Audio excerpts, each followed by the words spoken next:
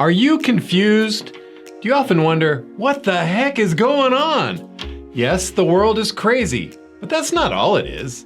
Even if you have a good job, you can't afford to buy the same stuff you did a few years ago.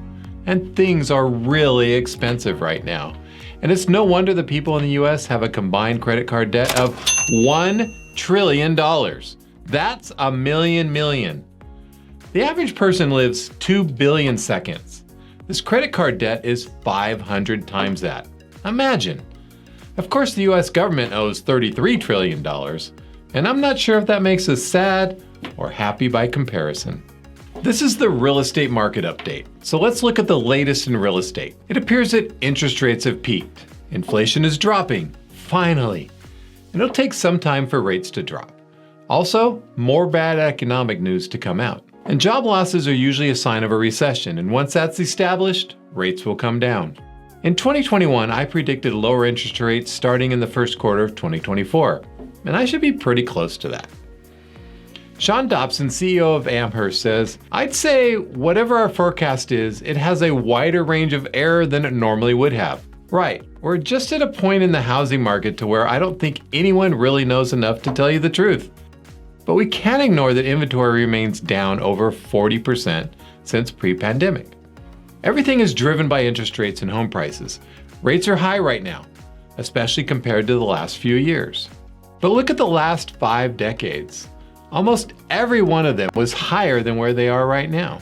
And the rate may be lower than in years past, but in the 90s when rates averaged 8%, the home prices were 25% of what they are now. That makes the payments much higher now.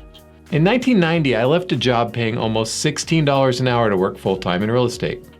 My house at the time cost $150,000.